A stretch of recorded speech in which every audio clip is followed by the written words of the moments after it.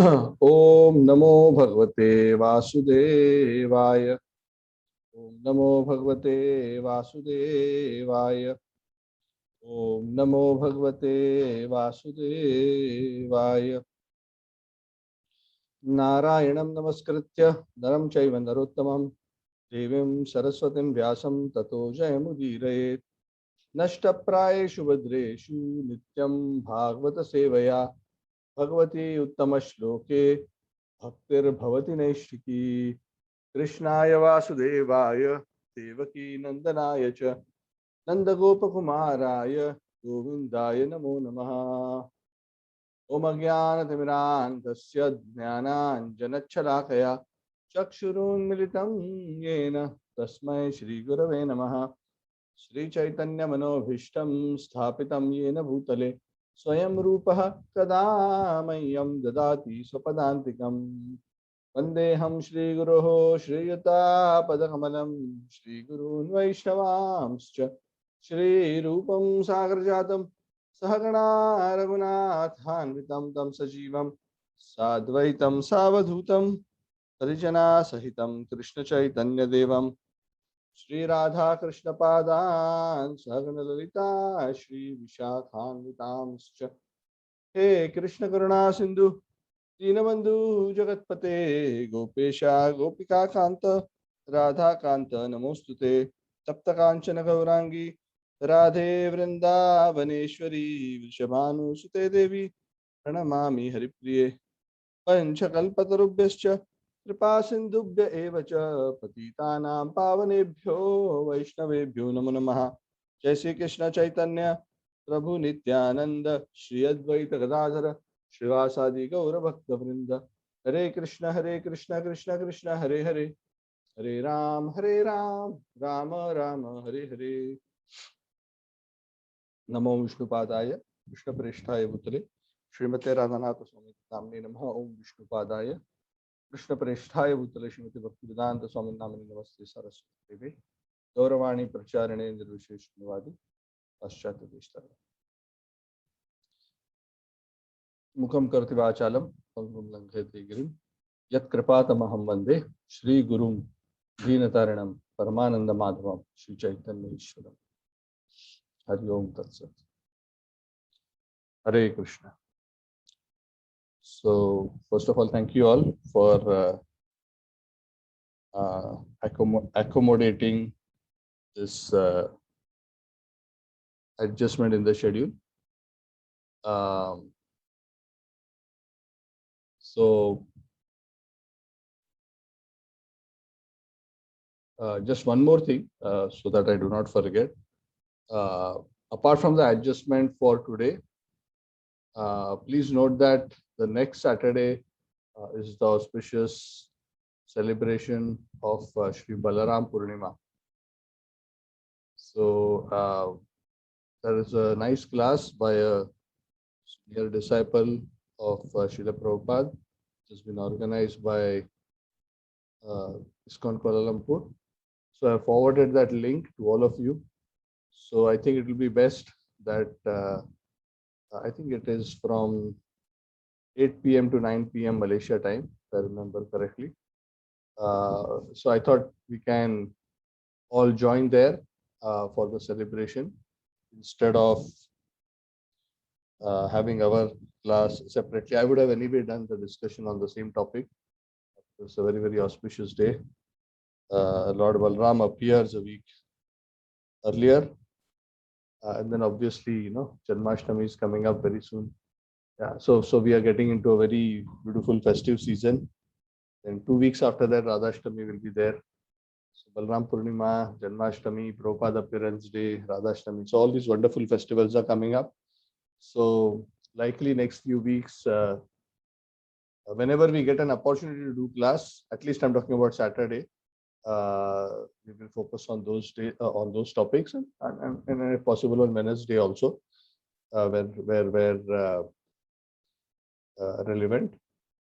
And so I'll keep you all informed anyways about any adjustments, but just so that you keep note that next Saturday, and I'll remind this again just a couple of days before, that we will not have our regular class. next Saturday, but rather we will all join the Balram Purnima class. Okay, so having said that, I want to start with the discussion for today. So in our last conversation, we actually completed our discussion on the 29th chapter.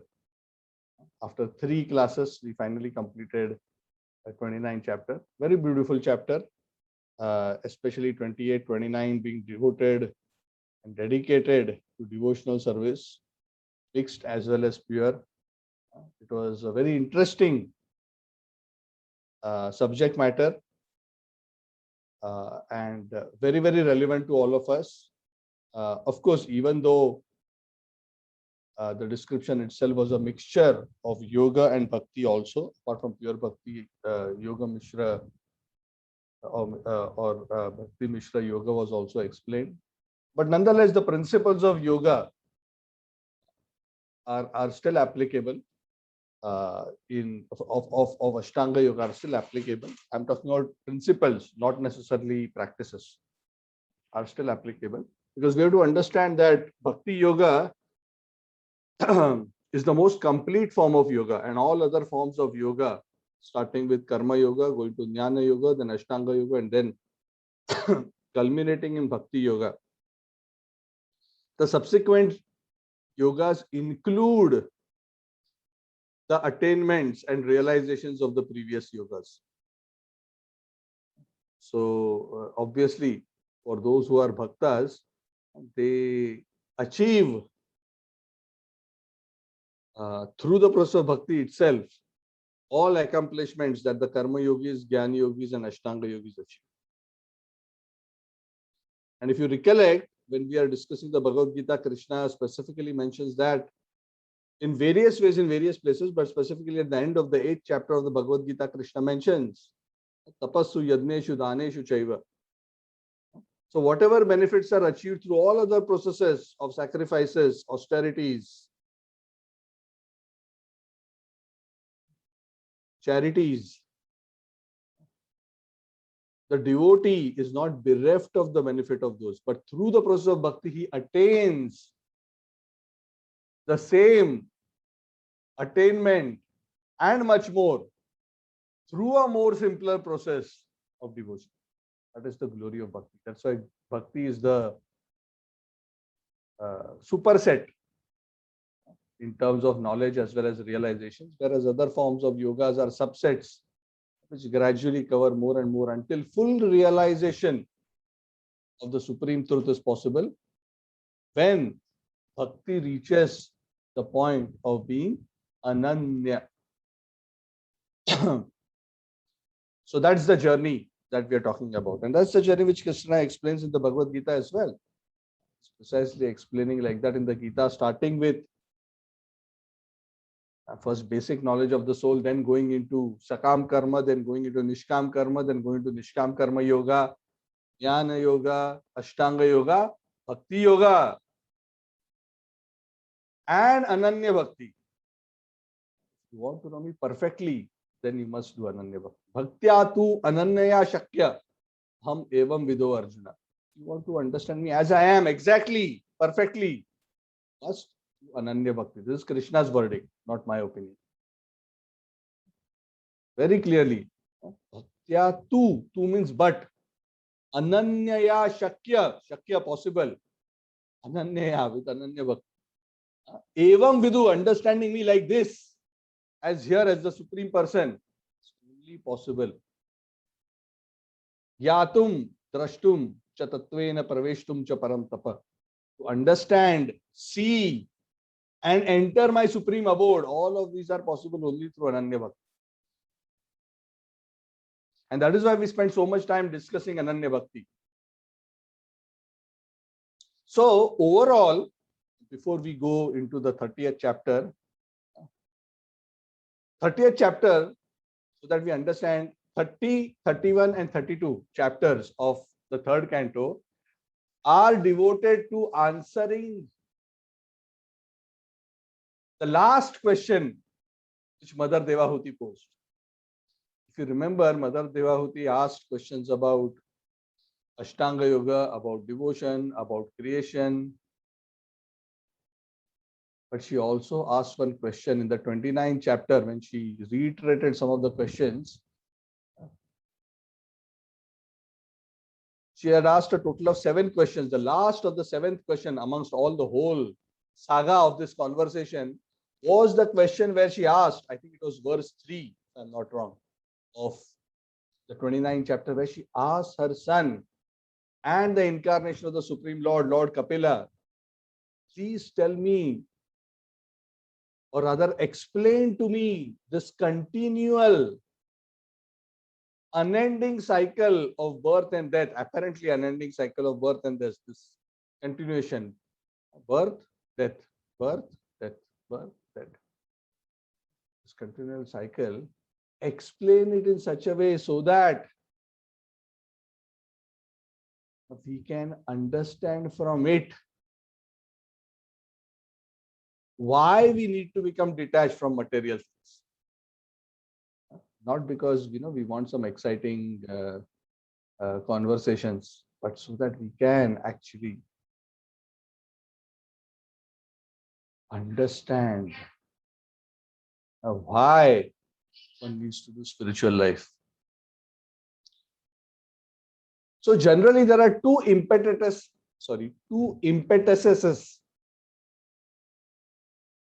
I think I'm using wrong English. There are two impetus for progressing in spiritual path. So one impetus is the attractiveness of the attainment of pure devotion, which to some extent has been discussed. Beautiful form of the Lord, meditation on the Lord, the attractiveness of the spiritual world, the bliss of devotion. So these are all like advertisements of spiritual attainment. Please join, please join, please join. In material world, all advertisements are false because there is a false promise of happiness. Ultimately, after attaining it and doing it, one finally says, oh, it wasn't quite what I thought it would be. Wasn't that wonderful? Wasn't that exciting? How many of you have felt like that in your own life? You can raise your hand. I hope you know how to raise your hand. Use the reactions. You can click on the raise hand button like this. So if you don't want to speak out, you can always react like this. Yes. Veena Mataji is showing thumbs up, which means she's super realized in this. So thank you. You can do a thumbs up also, or you can raise your hand. Any of that is okay. Actually, thumbs up is better, actually, because once you raise your hand, you have to lower your hand. Otherwise, it will stay up. Thumbs up will just remain for a few seconds. Thank you, Mataji. You have done the right thing. Okay, so you can all lower your hands. So I used to get this experience all the time through my childhood. Oh, this is so exciting. This is so wonderful. This is so nice. And wait. Now the day has come. Today is the day that I've been waiting for. This is going to be such a wonderful experience. We are going to do this. We are going to meet this. We are going to eat this. After going through the whole thing, at the end of it, I am not really feeling anything, so satisfactory or so wonderful. Because material promises like that. Because material happiness itself is empty. It's a shell which makes it appear it is full with some bliss, but internally it is all hollow. So spiritual things, when we hear about them, oh, a life full of eternal bliss without miseries, that is also very exciting for us. So that is one way to attract us. But sometimes that is also not enough. Because we have no experience of that state, for us, at least in the initial stages of spiritual advancement, that is also not impetus enough for most of us, unless we are a bit advanced in our spiritual consciousness. And in that case, the second impetus becomes very useful. Who can tell me what is the second impetus? So one impetus is attraction to Krishna and the joy of attainment there. What is the other possible impetus for spiritual advancement? Anyone? Attaining moksha. You are on the right track, but how do you want to state that? What do you mean by attaining moksha? Getting free from the cycle of birth and death. Yeah, correct.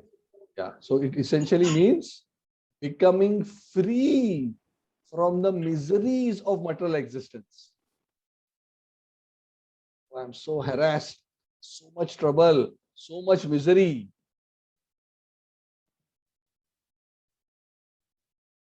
I want to do a quick ask here, and I want a very honest answer if possible. If you feel material life is miserable, then can you put your thumbs up using the reaction? If you think, if you don't think, it's okay, it's fine also.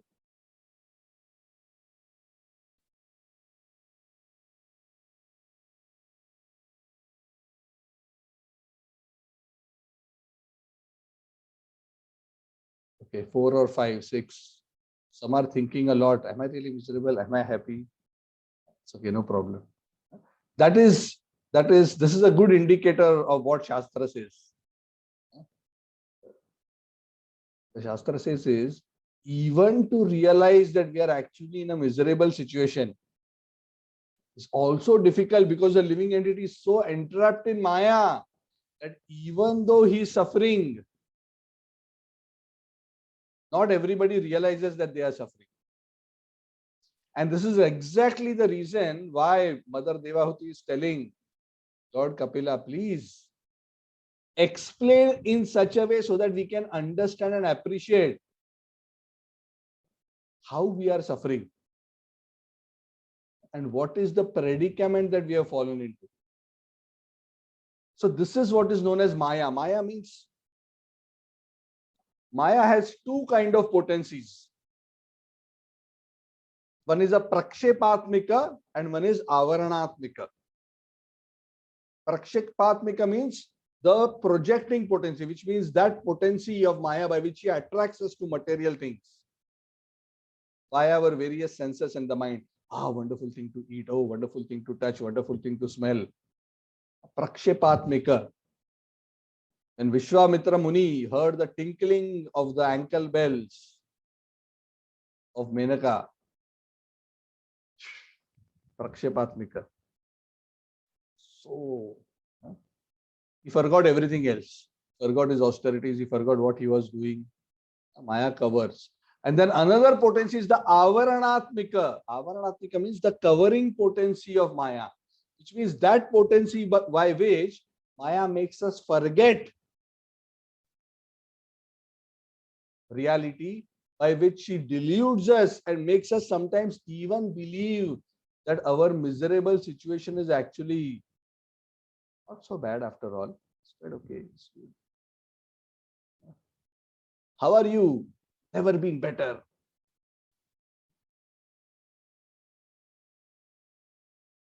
Actually, nowadays this has become very common. Everyone speaks in so much of hyperbole, as if they are like just on the edge of Vaikuntha. They are speaking from there. But this is all hollow talk. This is what has happened, unfortunately, because of the Facebook, Instagram fact, where as it is said, everybody is happy on Facebook, everybody is successful on LinkedIn, everybody has lots of friends, but internally everybody is hollow because there's so much of show. So there is this avaranatmika shakti which huge. So Mother Devahuti is specifically asking Lord Kapila, please explain so that we can, those who are sincere and here, they can realize. See, sometimes even in our own life, we're actually in a very big mess. But sometimes we ourselves don't realize what a big mess until somebody comes and says, hey, Prabhu, Mataji, you're, oh my dear friend, not understanding what you are trapped into. You've taken this loan, you have done this, you have not done that. It's a big Yes, you don't know what is hanging on your head and when it can collapse and crush you. Sometimes we become oblivious, and we need somebody to reveal the reality of the situation we are in. And that can be another impetus. And more often than not, for most of us, at least at our current stage of spiritual advancement, even though we think we are great devotees of Krishna, the reality is the desire to become free from suffering is a bigger impetus at this stage than the attractiveness of Krishna. Why? Because we haven't accessed the attractiveness of Krishna yet. We are only imagining it based on our own mind at this point in time. If we actually have access or some experience of Krishna, then it will be so attractive that we will immediately forget matter. But that takes a while. That takes some purification. And through that process, one gets some realization, then one develops that higher taste. But that takes time. But at least to start with, one of the strongest impetus for us is the understanding of the sufferings of material existence. And that is why the scriptures and the sadhus spend so much time. If you read the Bhagavad Gita that Prabhupada is describing in his commentary, how much of it is describing Krishna's beauty and life in the spiritual world, and how much of it is focusing on how we are trapped here and how we are suffering here.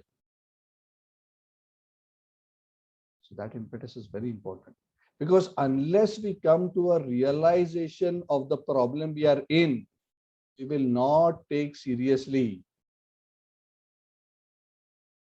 the cure, we will not apply ourselves to it. So let us see now. Actually, this chapter is divided into, actually there are 3 chapters which are devoted to this answer. In this particular chapter, Lord Kapila gives in general the description of the miseries of life and death. And then he focuses on specific other topics in the 31st and the 32nd chapter, which we will discuss subsequently. We don't intend to complete this chapter today. We will discuss half of this chapter. And don't worry, you are thinking I have not covered anything so far, but many of the things that I'm speaking about are what is relevant to what is being discussed in this chapter. So we are still on track. Because the essential point is coming to this understanding. So he describes the predicament.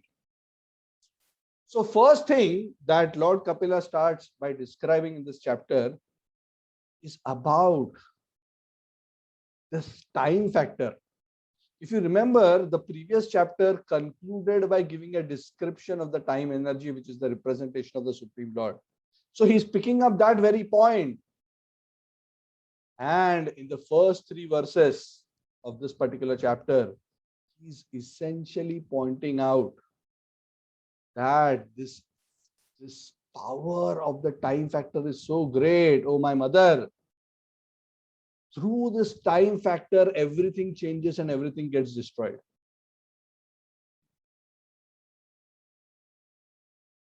And a person who is of a material consciousness, what does a material consciousness mean? A person who is identifying himself with this body and mind, and a person who measures his happiness, distress, success, failure in terms of how it affects the body and the mind, that person is called as a material person, because he has forgotten who he really is. That is why he's called deluded. He thinks he is something which he is not. That is why he is said to be in Maya. He forgets that he is the spirit soul. He thinks he is the body. For such a person, the time factor is a source of great fear. Why it is a source of great fear? Because through the influence of the time factor, everything is Over time, everything changes, and over time, everything perishes. With great effort and great pain, the materialistic person works so hard to acquire various kinds of material things. He builds an empire, he progresses in his job, he develops his health, maintains his beauty. There's so many things. But time factor is such that eventually it degrades and destroys everything. What has the time factor not destroyed? Even the greatest and the biggest empires in this world have been destroyed. Do you know, I was listening to this in some video, I think it was some YouTube video about successful companies. And do you know, I mean, we think, oh, this person built such a big company, this is such a big company. And companies sometimes even outlive the individual. But amongst the millions and millions of companies that have been created in this world since time immemorial, there are hardly few which can be counted on the fingertips, which have crossed 100 years. So in the history of mankind, over so many millennia, hardly 2, 3, 4, 5, I don't know the exact number right now on top of my head, have been more than 100 years old. So you see the effect of time. All enterprises, in fact, it's so difficult to even find remnants of civilizations beyond a couple of thousand years. It's the influence of time. And even in our own life, the time factor is so powerful that within our life, so many things we see perishing. Suddenly, the comparison that the Bhagavatam gives is just like a powerful wind. The effect of a powerful wind on a mass of clouds in the sky, how it scatters them, how it blows them. Practically, they have no control. They are just blown away by the wind. And sometimes they are torn apart, and one small piece goes and lands up somewhere else. Like a riven cloud, it is said. Arjuna uses that phrase. The 6th chapter, end of the 6th chapter of Bhagavad Gita. Like a riven cloud. So that is the force of time. Because it carries one away by force. One cannot resist the time energy of the Lord. So a person who is so attached to the material body and things which belong to the material body, he is so pained because he is unable to resist the force of time. Because this person is so attracted and so attached to his home, to his family, to his wealth, and all these things which are all connected to the body, because he considers himself as the body. Aham mama. Mama means related to me, and for him, me means my body. So I, the body, mine, wife, children, family, country, town, buildings, property, job, business, wealth. They forget that all of these are under the influence of time factor. And no matter how much effort they put to build various things, with time, things change. People change. People leave. Just 2 days ago, we got a very sad news of one nice devotee from our ISKCON Kuala Lumpur congregation. He suddenly passed away. I mean, he was ill for a couple of months, but he was very young. If I'm not wrong, around 51 or so. Today morning, I got news of one colleague of mine. He is also, I think, around 53. Went out jogging today morning and never came back home. He died as he was jogging. So time factor is so powerful. Time factor doesn't ask you for permission.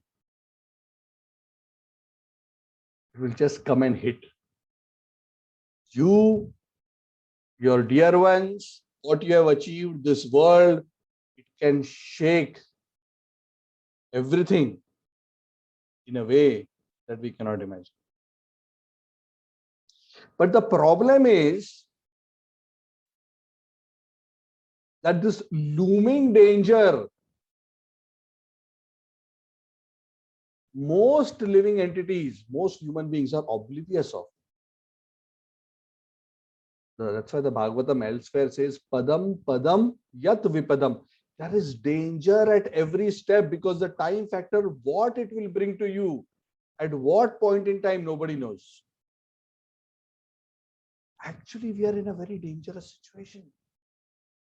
That's why material world is characterized by fear. Fear is one of the most predominant feelings. And you can see fear even more clearly amongst the animals. The animals, the birds.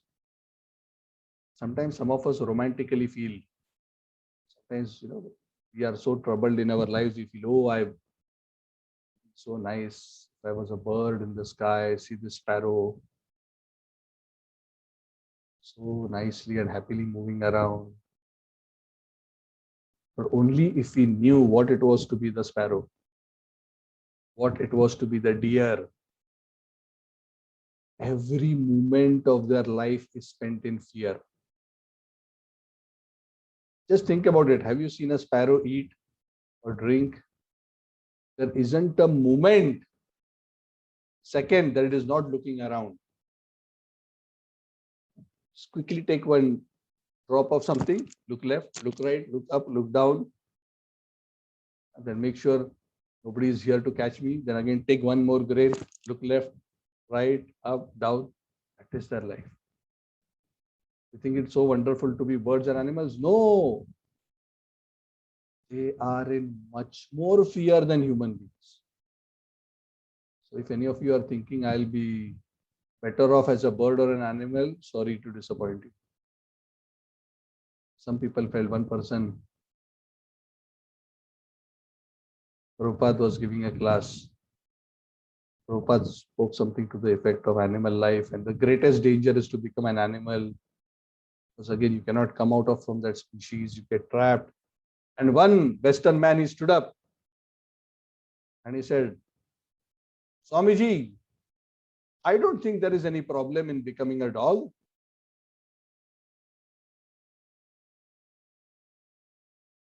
So Prabhupada looked at him. And of course, he understood. This is the characteristics of a mooder. It means spiritually very foolish. They think they are very smart. They're actually spiritually very foolish. So Prabhupada said, okay, you then in that case, you have my blessings. You can become a dog in your next life. No problem. If you are, very fine with it. So it's so difficult for people to appreciate. So these words by the Lord and other great souls help us get some insight into the dangerous situation that we are actually. So Lord Kapila continues to explain that you see the nature of this Maya energy, this covering and this attractive potency is that no matter what species of life the living entity is in, he thinks by illusion that it's okay. And in fact, he derives a particular kind of material happiness in that situation, and he becomes attached to that kind of happiness in that species. And this is very amazing. This is the Avaranatmika Shakti of Maya. Covers. For example, we like to eat gulab jam, chapati, halwa, rice, dal. But the hog, a pig, likes to eat what we will leave out after eating.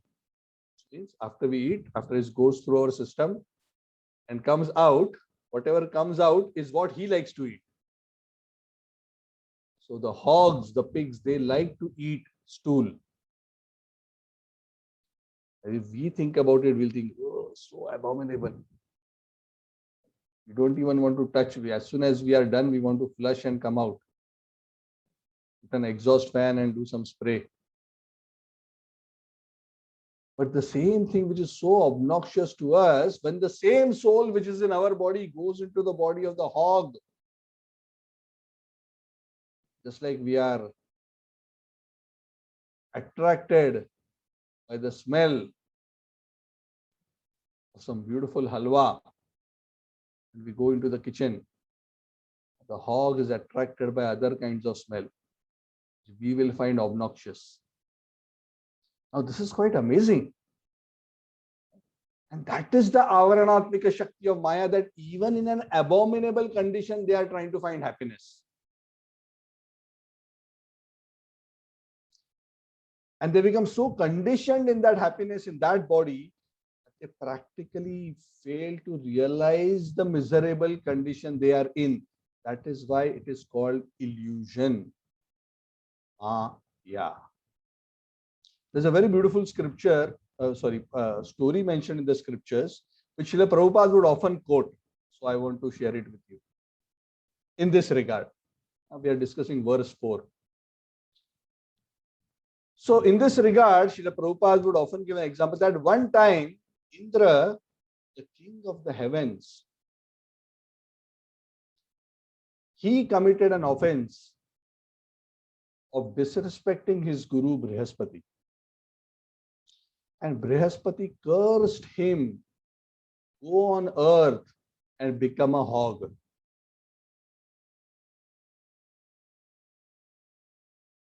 So Indra, no choice. Of course, Indra was saying, no, don't make me hog. No, you become hog. As soon as he became hog, he started thinking like a hog, behaving like a hog, eating like a hog. And finding pleasure in all the activities that hog finds pleasure in. He married a beautiful, cute lady hog. He had a dozen litter of piglets. He was roaming around with them with gay abandon, rolling in the mud, eating stool, having a great pig time. And he was so absorbed in that abominable situation that he's actually suffering, but he's unable to see that he's suffering. So Brahmaji realized, one time he saw so much chaos happening in Indralok. What is it? So when he found out that no, Indra has been cursed, he has been put into earth. He said, no, this is so much chaos in heaven. Let's get Indra back. So Lord Brahma came down to earth. And he approached Indra, the pig, because the soul of Indra was in the form of a pig. He came to that pig and he told him that, hey, you pig, you're not pig, you're Indra. Please give up this body and come. I want to relieve you from this and take you back to Indra Loka, where Sachi, your wife, is waiting, the Apsaras are waiting to dance, you have the greatest of pleasures. There you can rule the heavenly kingdom. And Indra, in the form of the pig, is telling Brahma, hey, don't disturb me, I'm having a good time here with my wife and children. It's so nice here, it's so good. I don't want to give up, I don't want to become this Indra, whatever you are saying. So he was so bewildered that the pig even couldn't give up his position. It was so abominable. Brahmaji was surprised. Oh, the illusory potency of Lord Hari is so powerful.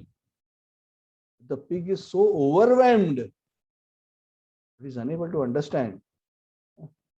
So after trying a lot to convince him to come, when Indra himself didn't want to come, finally, Brahmaji said, if you don't come, I'm going to kill you. In whatever way he wanted to kill you.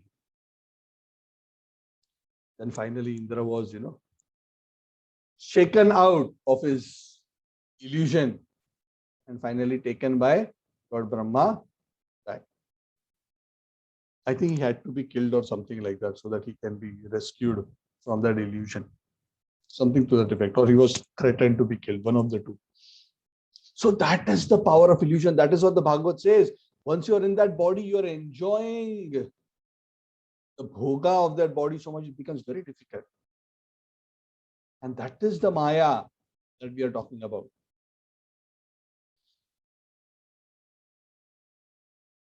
So in that situation, he doesn't want to give up his body, even though the body may be actually a source of such misery. And what is actually the root of this problem?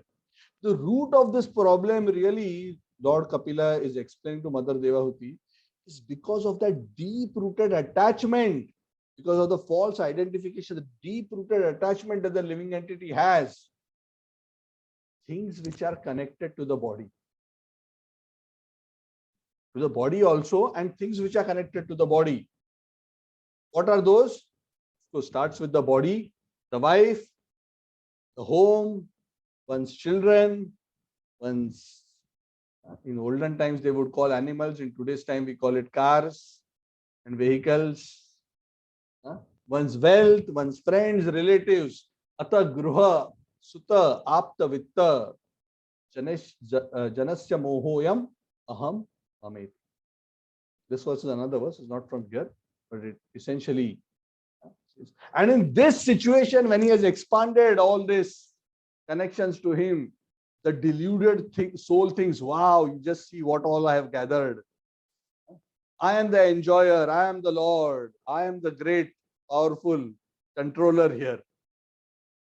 They are so bewildered, not understanding that they are actually being kicked around by the influence of the material energy. Even though because of their attachment, these living entities suffer so much, because when you are so attached, what happens when things don't go according to the way you want? A person suffers. And all the time a person is in anxiety whether things will happen the way I want or whether they'll not happen the way. And the nature of the influence of time is more often than not, things are beyond our control. And most of the times, what happens is contrary to what we want. Or what we want, we get, but after getting what we want, it actually creates another kind of headache. Isn't it? Somebody wants a job, they get a job, but after getting the job, they realize, oh, this job, there's so much more work than what I thought. My boss is worse than my previous boss, even though my salary is better. Or somebody marries a very beautiful girl, only to become miserable and to find out that she is not what he thought her to be, or the other way around. The girl feels that the boy is not what she thought.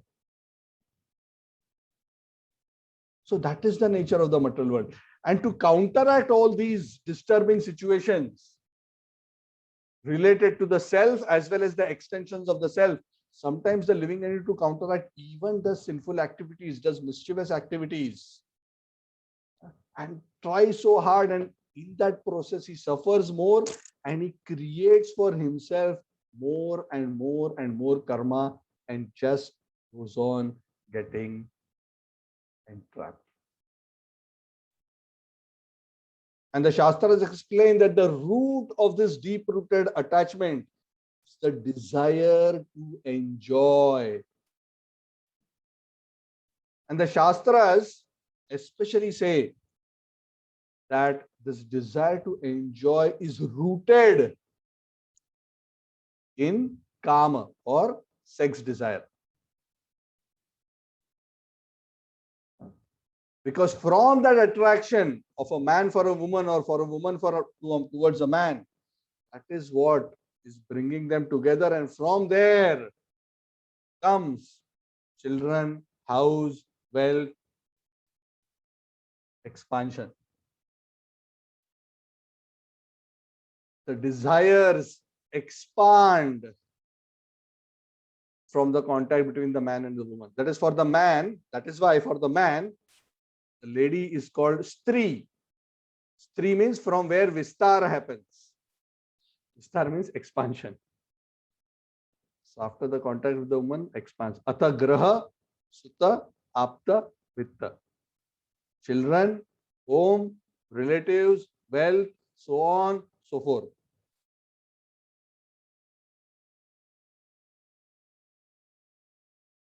So the living entity becomes harassed because of this continuous miseries that he's subjected to.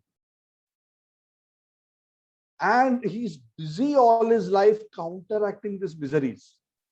In fact, if we analyze deeply, the great souls say most of what we call happiness is nothing but counteracting miserable conditions. More than happiness, more than positive happiness.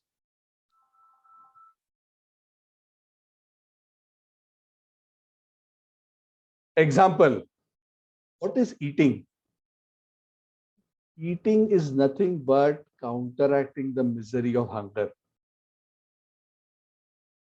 Is it not? Of course, we try to make it a bit more spicier and enjoy it a bit, but at the end of the day, it is about counteracting hunger. What is drinking? Counteracting thirst. What is a good sleep? Counteracting the feeling of being tired.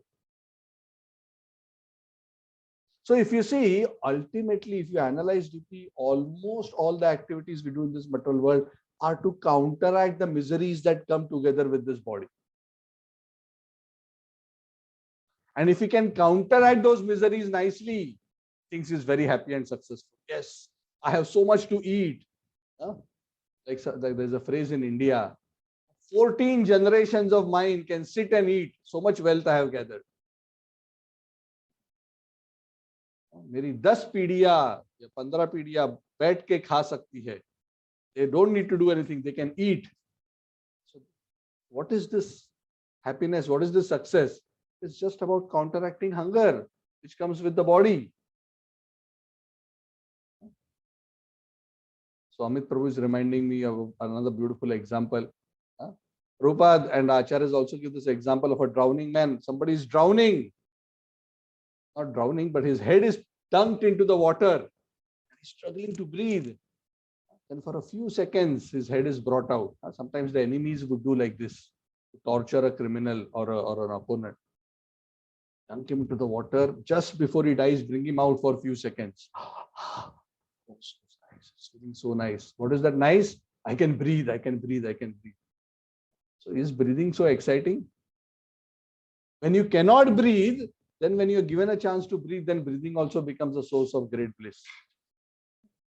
So when we analyze deeply, that is what our happiness is about. And we are so busy in life counteracting that, and that itself is defined as happiness. And oftentimes, even the counteractions that we plan to do, like what I mentioned earlier, oftentimes produce an effect which is exactly opposite what we want. I'll tell you a very interesting story. How many of you have heard? If you have heard, you can put a thumbs up, of the Cobra effect.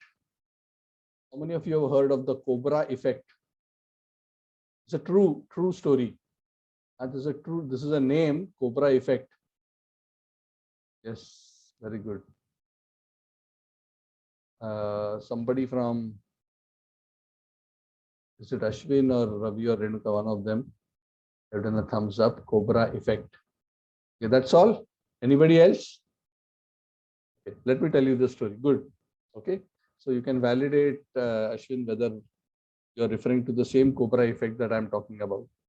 So this is a true story in pre-independent India. When India was under British rule. This happened in Delhi. I don't remember the exact year, but you can look it up. This is documented, historical, true story. So at one time in Delhi, there were a lot of problem of lot of snakes, especially cobras, infesting Delhi. And the British government became so harassed by these cobras that they were thinking what to do, how to counteract this. So they debated, thought, brainstormed, and they came up with one bright idea. let's do this. Let us incentivize the destruction of cobras, so that we will reward whoever kills cobras, so that people will make an extra effort to earn some money to kill cobras, and in that way the cobra population will get control. So they kept a reward. Whoever kills a cobra and brings the dead cobra to us, we will give them 1 paisa, 2 paisa, whatever the reward was at that time, which was quite attractive. Now, at face value, this seems like a very good, thoughtful, well thought proposal. So at the end of the day, where is the government going to go around looking for cobras? One would think, what else can I do? But they forgot that Indian people are brilliant. So what did the Indians in Delhi do? They saw a beautiful business opportunity in this declaration.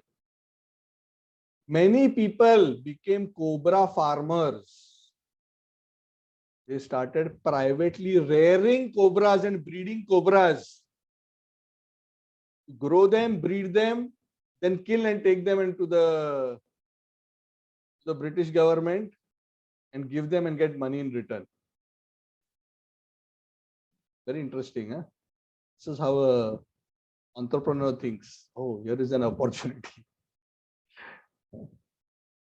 So after some time, British realized, there so many cobras are coming in, but the cobra population is not decreasing. What is the problem? Finally, they found out this is what many people are up to.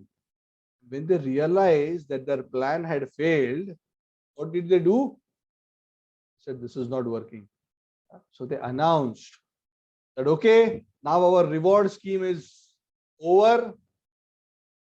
Now we will not give money anymore to anybody who brings a dead cobra. So when this announcement was made, the people who were breeding cobras became so upset that their investment and all their hard labor in rearing cobras was wasted. That whatever cobras they had, they were breeding in captivity. They left them loose in Delhi, all over the streets. So what happened? The number of cobras running around the streets of Delhi increased much more than what the original problem was. So the British got into a much more difficult situation by the solution which was supposed to solve the problem.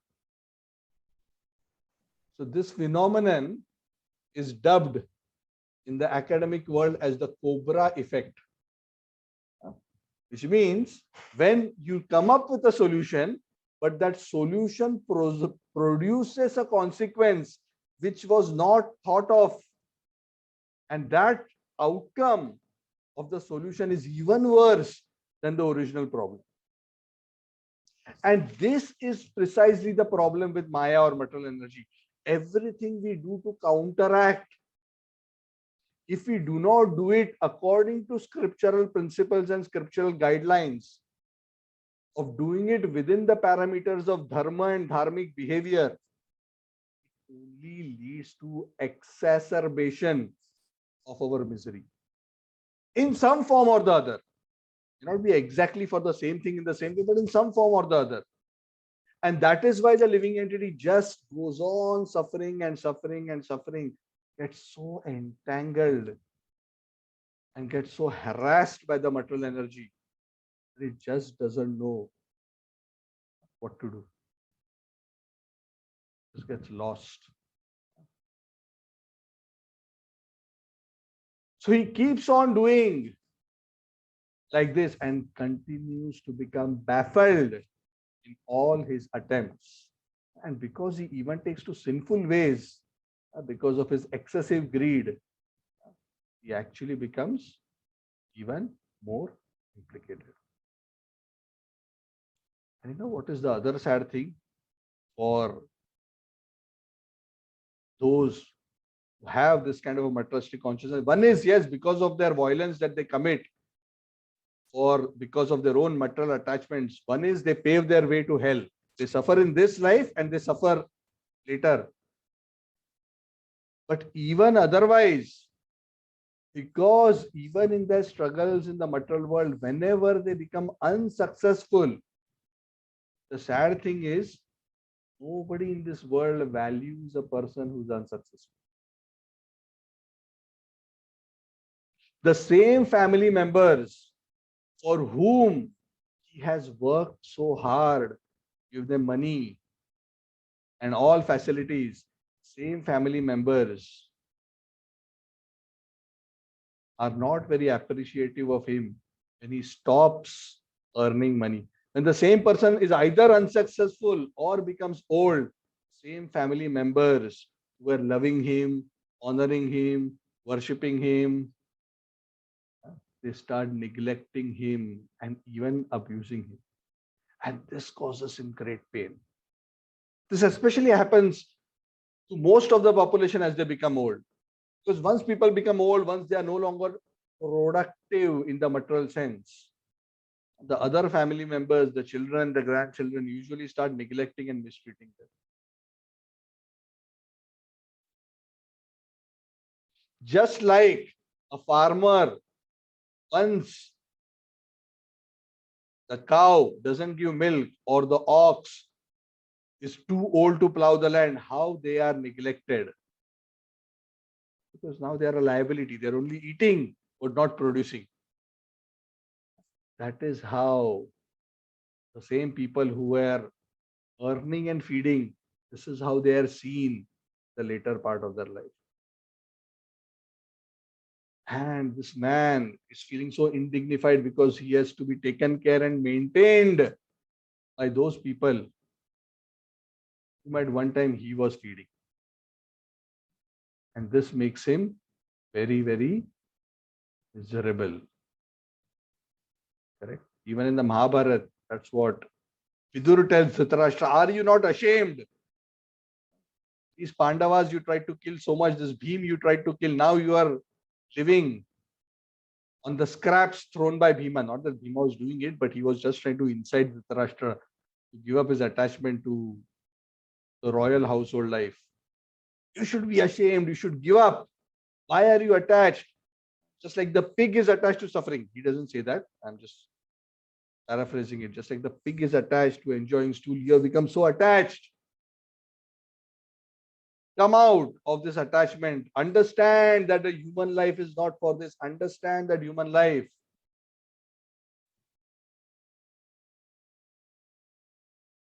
is for self-realization.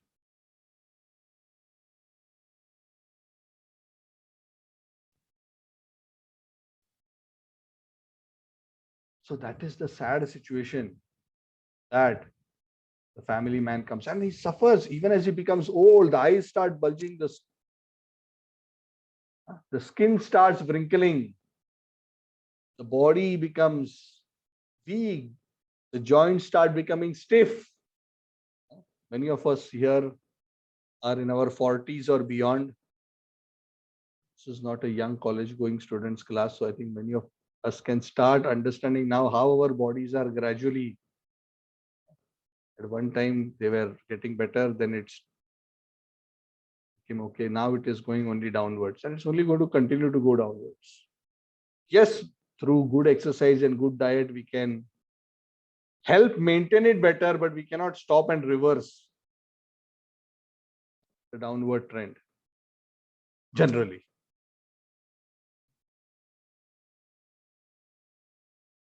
So that is another suffering. So much pain in the body, so much pain in the mind because of being suffering in so many ways, where breathing becomes difficult.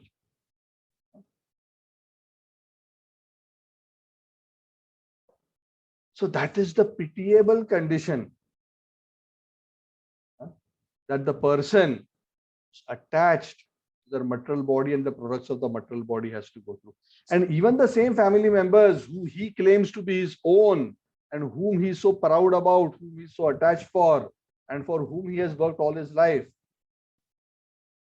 and has performed so many sins for, even those very same people, when he tells them that I'm doing this all for you. They don't want to partake of all the sinful activities that he does, even though they want to enjoy the fruits. For example, a thief, a smuggler is doing so many things, earning, the family is earning, is enjoying the money that is producing. At the same time, they still continue to chastise him for all the wrong things that he's doing. But they are not willing to take a share in the wrong things. This is the same story that the dacoit who later became Valmiki experienced. When Narad Muni asked him, go back to your family, you are a dacoit, you are killing so many people. When ask your family whether they will share in the sin that you are doing by killing all these innocent men and animals. He went back and asked them, I'm doing so much for you, so I'm assuming you are also going to take a share in my sin because you're enjoying the money that I'm procuring through sinful means. And the wife rejected, children rejected, parents rejected, everybody rejected. They all only wanted the enjoyment. Nobody wanted to take the responsibility for his karma. Then he suddenly dawned on him, yeah, I am going to suffer. All others are enjoying. And then he became wise. And then he went to Narada Muni and surrendered. Then eventually he became the great sage Valmiki.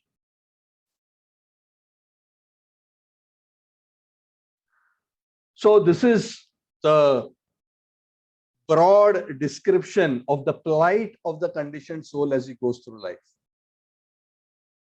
Summarily, we are ending now. We have covered up to verse 18.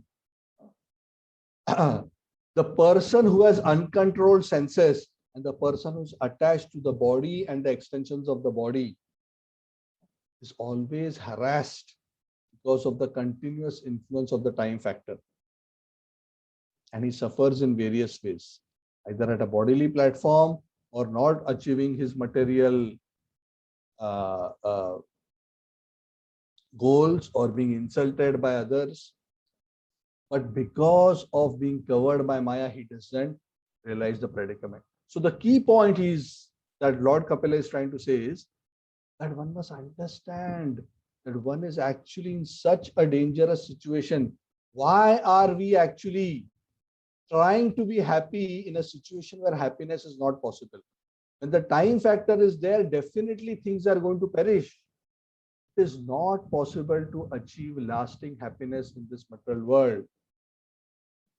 One must use this human form of life for cultivating spiritual understanding and experiencing transcendental pleasure, because all attainments in the material world will eventually perish with death, if not before.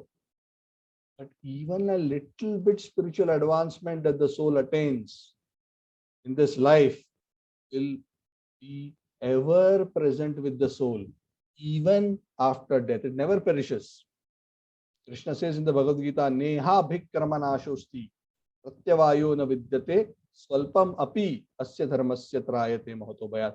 In this endeavor of devotion to me, there is no loss, no diminution. Even a little bit of devotional service can save one from the greatest danger of going into lower species of life.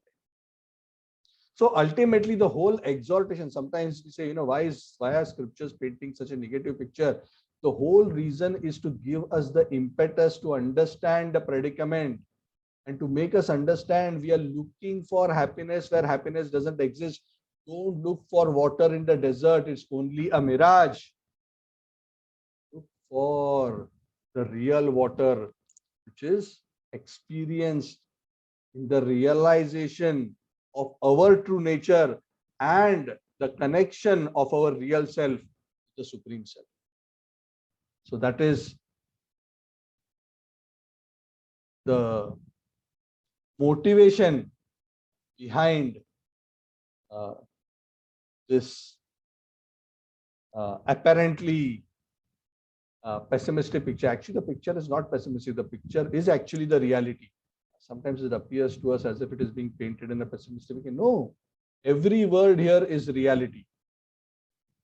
It's just that we conveniently sometimes want to overlook or forget that reality because we know nothing better. But now that we are fortunate to get the knowledge of the Gita and Bhagavad through the association of devotees, let's understand what is the right option, which is to pursue spiritual advancement, to realize our true position as a spiritual spark. I am not the body and the spirit soul, and that I am an eternal part and parcel of the Supreme Personality of Godhead. And in that way, we can make progress towards the supreme destination by taking shelter of the Lord and the association of devotees, and by regularly chanting the holy names, Hare Krishna, Krishna Krishna, Hare Hare, Hare Rama, Rama Rama. So thank you all very much. Jantara Srimad Bhagavatam-C3. Today is also the Vyas Puja of His Holiness Bhakti Chaitanya Maharaj. So we would also like to offer our gratitude and obeisances to His Holiness Bhakti Chaitanya Maharaj. Bhakti Chaitanya Maharaj is one of the GPCs and gurus of ISKCON. He's most of the time based in South Africa. He travels to, I think, New Zealand, Australia, South Africa. He comes to Malaysia as well, on and off. So on this day, we like to offer our respects to him and seek his blessings. Any questions, any comments?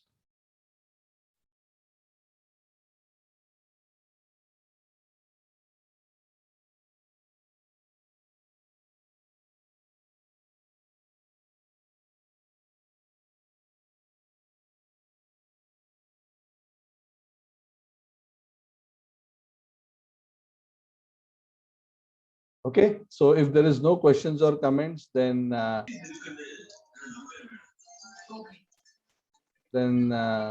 assuming none. Anybody?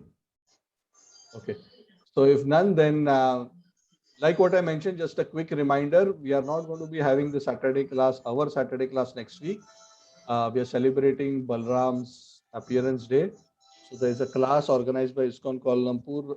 I think it's 8 to 9 p.m. Malaysia time. So we will connect there. Of course, if any of you are connecting to your local ISKCON temples there, you can connect there if it is clashing with this program. If not, you're all welcome. The class is going to be given by a Prabhupada disciple. So all the information about who's giving the class and all that I have already posted in the group. So you can refer to that. So it'll be nice. So I thought it is good that we hear from a senior devotee. So we can all join in that session, and I'll be also there. So because 8 to 9, 9 to 10, I didn't want to overlap.